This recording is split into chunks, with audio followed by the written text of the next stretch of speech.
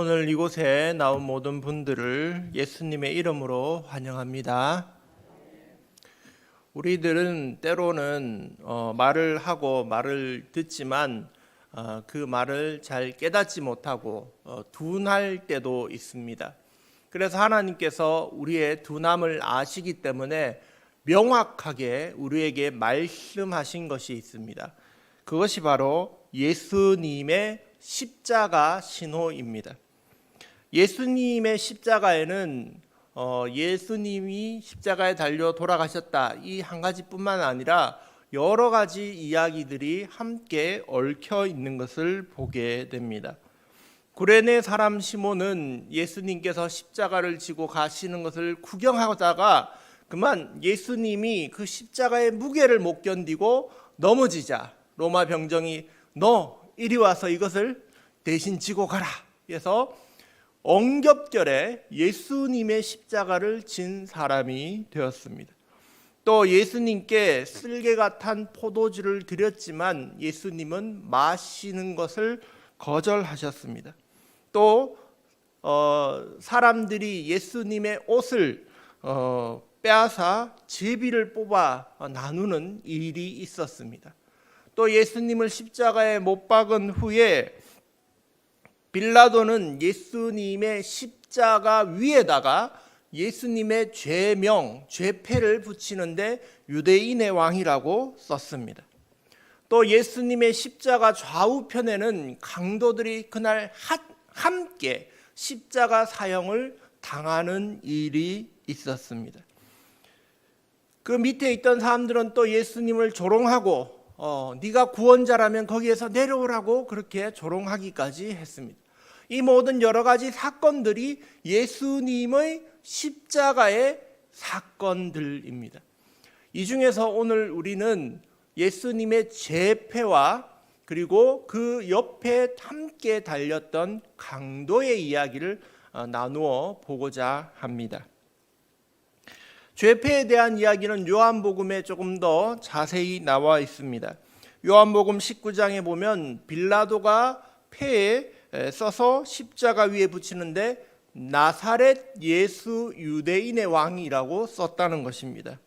심지어 그 당시에 사용하던 언어들을 다 사용했습니다. 로마 말로도 적고 헬라어로도 적고 그리고 히브리어로도 똑같이 그렇게 적었다는 것입니다.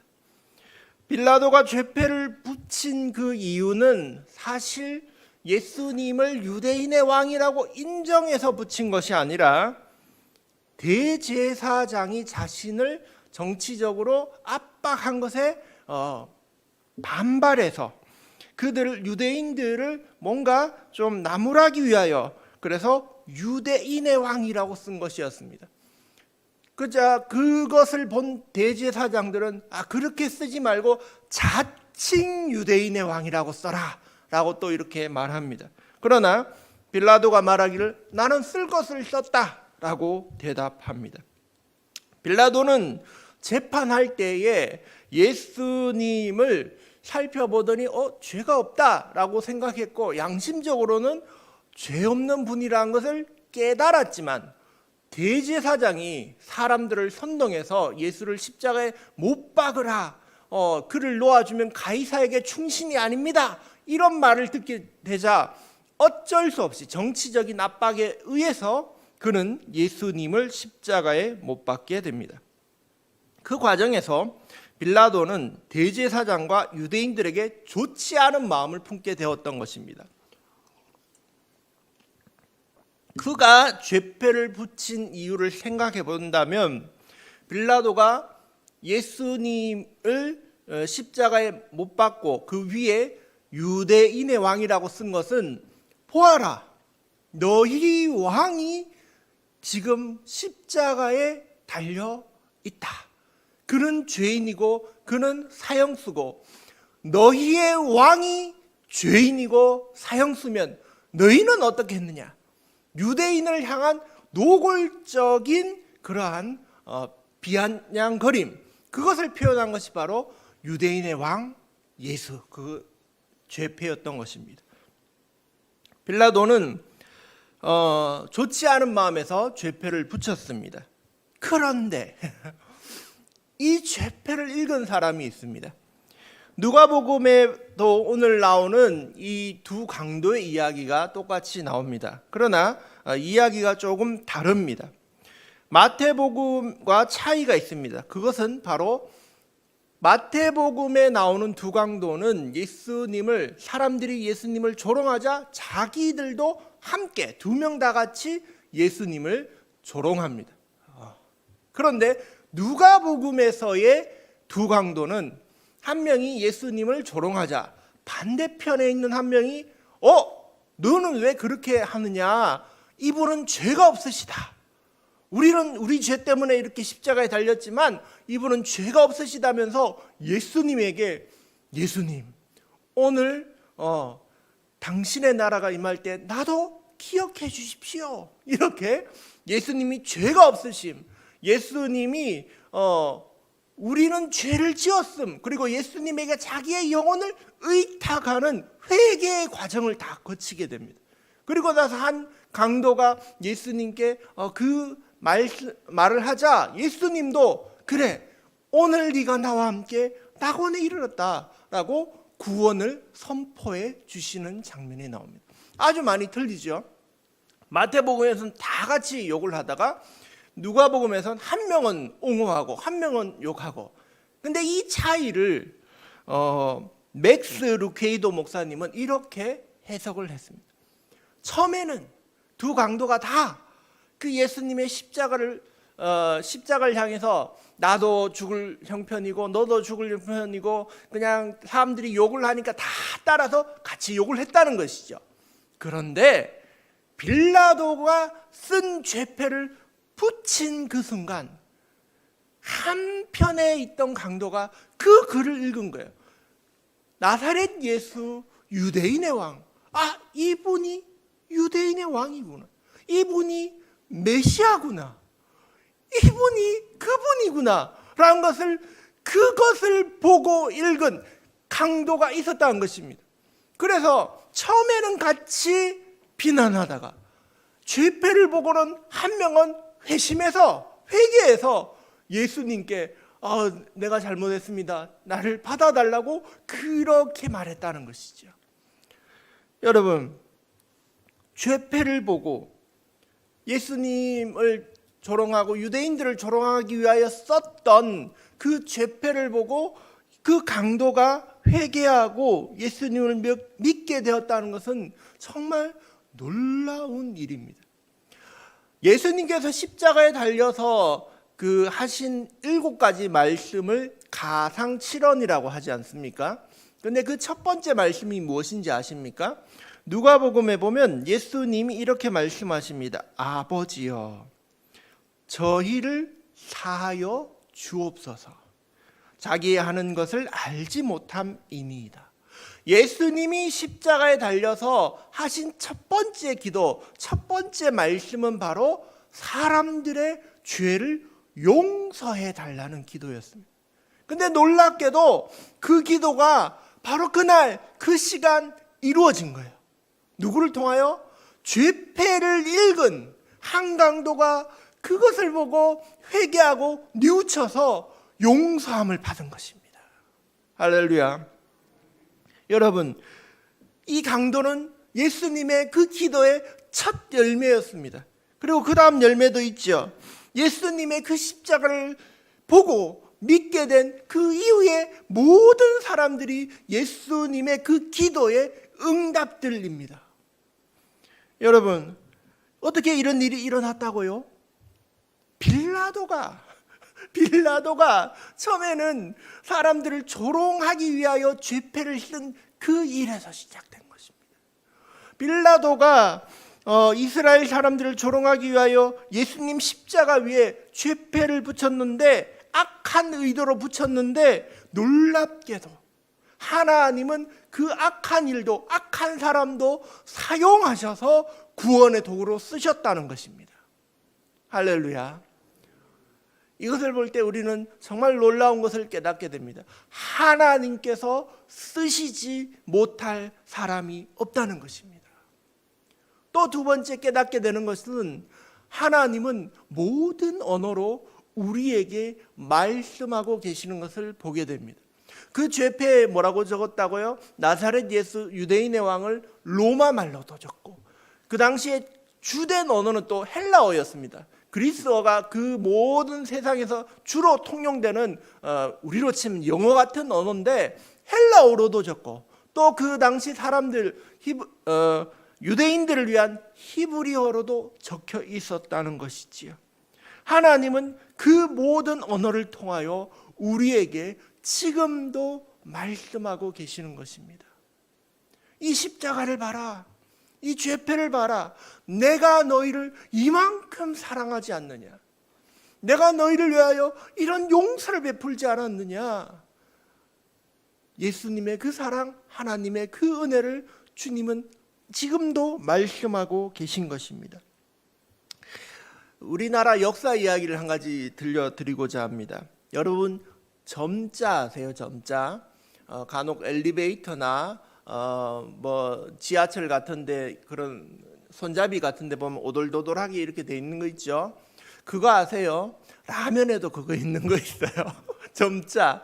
한 그 시각 장애인이 라면을 먹으려는데 컵라면이 이것도 둥글고 저것도 둥글고 왜 점자가 없느냐? 그래서 그 라면 회사에 항의를 했어요. 그랬더니 점자 라면이 생겼대요. 이름을 써준 거죠. 그 점자가 어떻게 생긴 줄 아시나요?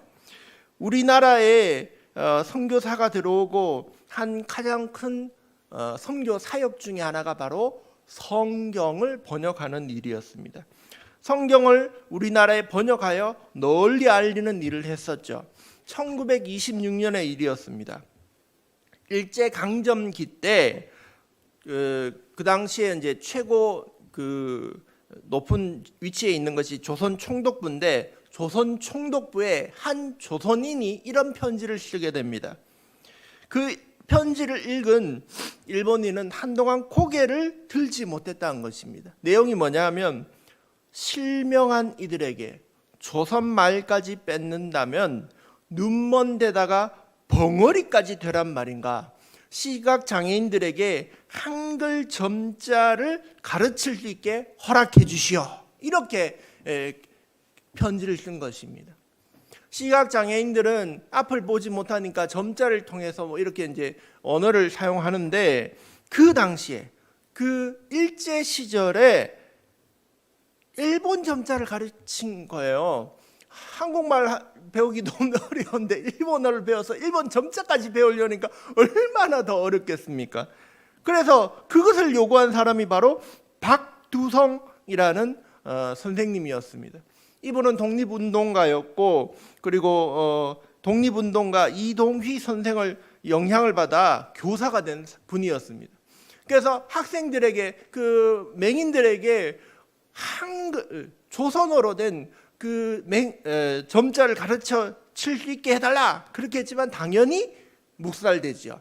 그래서 이분이 어떻게 했냐면 8명을 모아서 조선어 점자 연구위원회를 만듭니다. 1920년에 비밀 조직을 만든 거예요. 이 점자를 만들어서 사람들에게 가르쳐야 된다라고 이렇게 이제 한 것이지요. 본격적으로 한글 창제의 원리를 따라서 한글 점자를 만들기 위해 이분들은 밤에 불을 끄고 만져보는 거예요. 지금 이게 오돌도돌하니까 무슨 글자구나, 이렇게 해서 막 만들어낸 것입니다. 그 훈맹정음이라고 해서 만들어내신 거예요.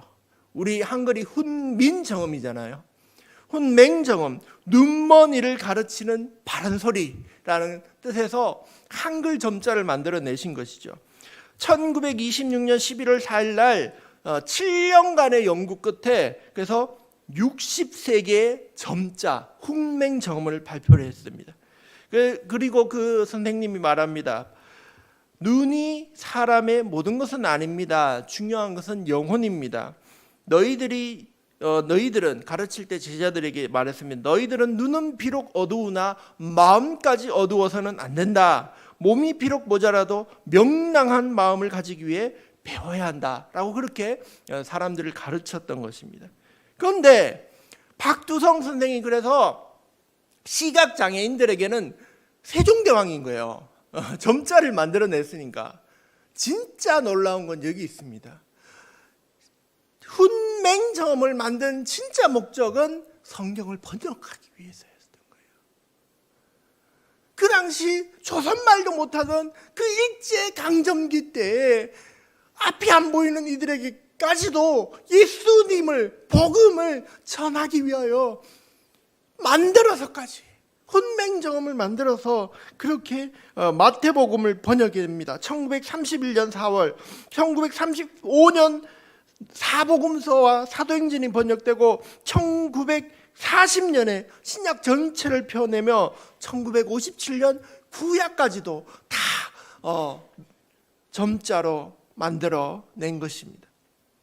점자를 만들었던 이유는 하나님의 구원을 보지 못하는 이들에게까지도 알리기 위해서였던 것입니다. 여러분, 이렇게 아직까지도 하나님은 우리에게 하나님의 사랑과 십자가의 능력을 알려주기 위하여 모든 언어로 우리에게 말씀하고 계신 것입니다. 몇 년 전에 그 대전 MBC의 뉴스에 나온 5년 전에 나온 뉴스입니다. 어떤 뉴스였냐면 제목이 초등학교 학생들이 수화를 배운다는 것입니다. 그런데 왜 수화를 배우냐면 그 학년에 5학년에 한 명의 친구가 청각장애 3급이었던 거예요. 청각장애 3급인 조현근 군을 위하여 5학년 학생 전체가 학교 그 배우는 커리큘럼 중에 수화가 들어가 있는 거예요.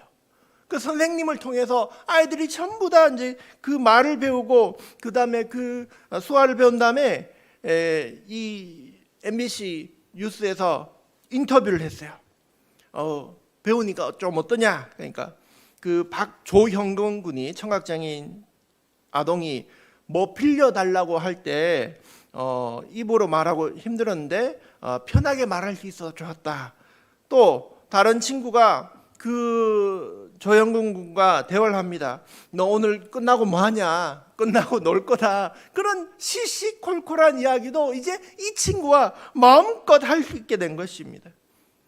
그 조영근 군이 말합니다. 수화를 친구들이 못할 때는 혼자 외로운 느낌이었고 마음이 아팠습니다. 그러나 지금 괜찮다는 것이죠. 우리나라 청각장애인 중에 73%는 일반 학교로 가서 통합 교육을 받고 있습니다. 한 명의 친구를 위하여 수화를 배우는 이 학생들의 뉴스가 사람들을 따뜻하게 했던 것입니다. 여러분, 하나님은 십자가에 달린 그 한 명의 강도를 위하여 죄패를 붙이신 거예요. 그 사람이 그것을 보고 예수님이 나의 구원자가 바로 나의 옆에 있었구나. 그것을 깨닫고 그것을 믿고 용서함을 받게 하기 위해서였습니다. 한 명을 위해서도 주님은 이렇게 구원의 사역을 행하고 계시고 세상의 모든 언어를 통하여 우리에게 말씀하고 있습니다. 그것이 예수님의 십자가의 사랑입니다. 여러분, 그 사랑과 용서로 오늘도 승리하시는 그런 저와 여러분이 되시길 예수님의 이름으로 축복합니다.